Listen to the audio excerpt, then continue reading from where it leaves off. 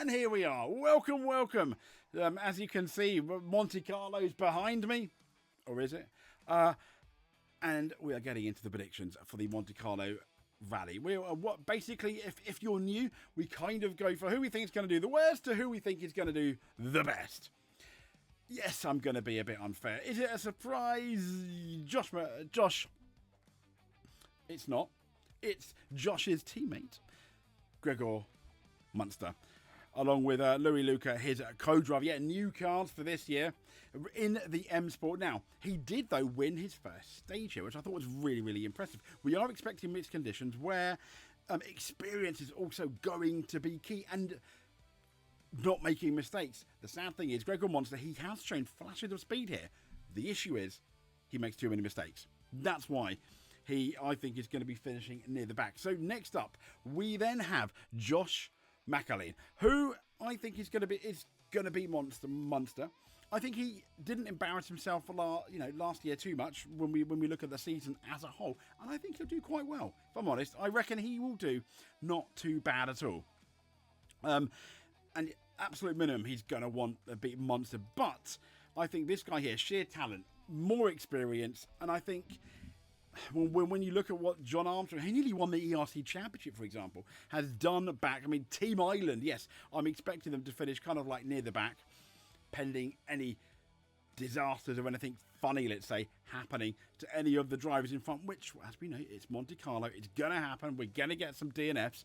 But I think Armstrong is going to be the best of the M Sport bunch, in spite of his lack of experience, for example, compared to McAleen and Munster in relation to racing that M Sport car and racing at Monte Carlo. So, who's next up? Well, it's difficult, isn't it? Now, I'm going to be a bit unfair. I know this is not going to be very popular, but Sami Piari, he had an absolutely fantastic Saudi Arabia. Just like Martin says, he nearly won it. But this is Monte Carlo. I think he's going to want to get off to a good start. But more importantly than that, and I think more importantly for Sami's start of the year and how he means to go on, I think he's going to absolutely need to have a mistake-free Monte Carlo, which means he may decide, okay, I'm not going to have the pace here, I'm going to be fairly sensible, not do anything silly, and then it's not really fair, he just may be outpaced by a few people. So next up, the man on the podium, and I think Adrian Fourmeau. Now, we're getting to the point now where you can probably swap a lot of people over. He finished third last year, didn't he? But I can't help but feel that it's going to be people like Nouvel that are going to have a massive reset. Not that I think Fourmeau's going to struggle. He's come out and said he wants to win. It would be amazing if he did take that first win. But the issue we had at the beginning of the year, in the Honda, and we saw flashes of speed. He was kind of like a better Takamoto Katsuta. We had flashes of speed, then some things went wrong, and he was also very unlucky when it came to reliability. And now, somewhat controversially, though, I've put Hayden Paddon ahead of Fourmeau. I think that if you had both put them in the ERC at the same year, I think Paddon would have beaten Adrian Fourmeau. Just, which is why I'm putting it here. Now, I appreciate, down to experience at Monte Carlo is key, and Paddon, hasn't had the most recent experience in the Hyundai as Fourmeau had.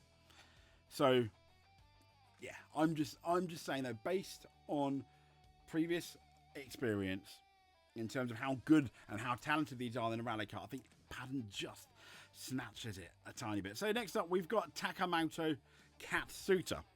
We are now in the top 5. So, I don't think I'm being too unfair to Paddon. I think like Sami Piari, Taka needs to survive the first couple of rallies. He needs to survive this, survive Sweden, survive Kenya, basically not make a big mistake. And I think that's what he's going to do in Monte Carlo. I think he's looking at it and he's like, okay, I'm not going to make a big mistake. I just need to finish the rally. And he's obviously got an experienced co-driver in Scott Martin, who I think is very good at keeping him calm. I mean, what was it? One of the last shots I think we saw of Takamoto Katsuta was at the Saudi Arabia rally when his co-driver was basically putting his feet up against the windscreen, stopping it caving in after his roll. Brilliant. I mean, only in rally do you see that. So I think he'll do solid. Can he fight for the win? Yeah. I mean, this is potentially so open if the elements open up as well, simply because tyre choice is going to be so key in this rally. So can Taka do it? Yeah, absolutely. He could get up there in the podium. Could he get his first win? Never say never. But I think he needs a bit of luck or things to go awry for the people that I believe are going to be ahead of him. And ahead of him is this guy here, Toyota's new signing. The man that won a rally last year. Taka didn't. Piari didn't. But Solberg did. He kind of embarrassed everyone, didn't he, at that rally? And I think he'll do an absolutely solid job. Again, I think he won't make a mistake. He'll be very careful. But I do feel that Solberg, compared to Taka, when I've seen him in WRC2, yes, he makes... we all make mistakes, but I think his risk taking is he's better at managing the risk than Taka, which is why I think he will fare better at Monte Carlo. He's got the experience there, albeit not in a Rally 1 car, which may could scupper him a bit, but there we go. So on to the podium and the 2024 winner and the 2024 world champion. I think he's going to be finishing third. So if we had Solberg just outside the podium, I think Thierry Neuville will be finishing third. He's very experienced here. He's with the Hyundai team. Now, I think the only reason why I'm not saying he's finishing second or first is not because of his skill. I think it's because of the Hyundai. They are still a bit of an unknown quantity, because when we look at last year, they were absolutely lost on car setup. They were lost when it came to car development as well. It was kind of sad. And I think a lot of it also had to do with the hand-cooked tyres. And this is going to be so key to get those correct tyres and managing the tyres for the whole of the rally and all those 17 stages. And the Hyundai, as we know, it is a bit sensitive. Let's say it's a bit. You need to be a bit more gentle. It's not as robust, for example, as the Toyota or even the M Sport 4 machine. And I think that's why I've put him in second. So, and speaking of second, forever the bridesmaid. Yes, he's going to be the bridesmaid, we predict, at the Monte Carlo. He's finished second here twice. Hey, why not make it a third time? As we know, things come in threes. And I think Elfyn Evans will be finishing. And then I just realised I've made a mistake on did I make a mistake on Katsuta? I don't know. Scott Martin. Scott Martin is not Katsuta's. Scott Martin is not Katsuta's co-driver. I've completely got that, so my apologies. I'm going to have to correct that for the next preview. But yeah, notice the obvious error. But Elfyn Evans. Let's talk about Elfyn Evans. He could win it. Absolutely, he could. But the problem Elfyn Evans has is he's not Seb Ogier. And that's the issue we had last year. Which is why Seb Ogier, I think, is going to be our favourite to win the Monte Carlo Rally, simply because he's won it 10 times already.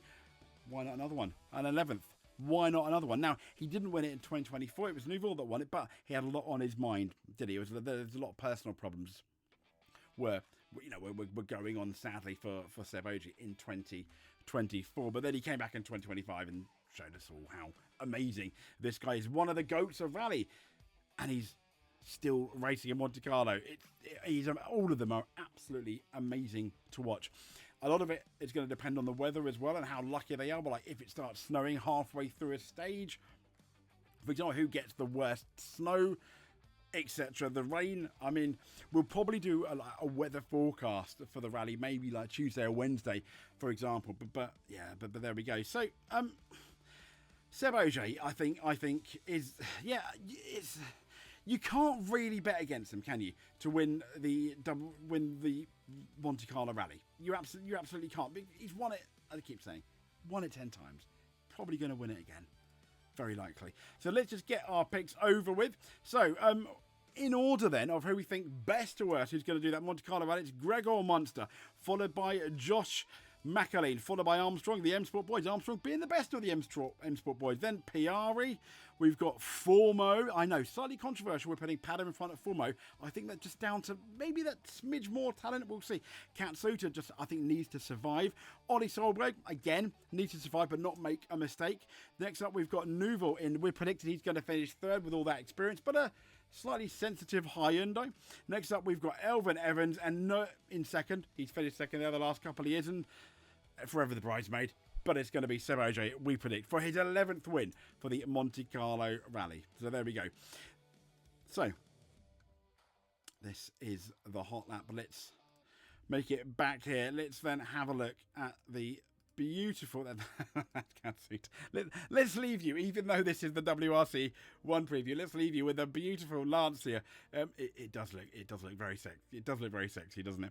So until then, we will speak to you soon. Thank you very much. Consider, if you made it to the end, giving us a subscribe. That'll be absolutely amazing. We're not worthy if you made it to the end. We'll speak to you soon. Stay safe, but above all else, stay sideways.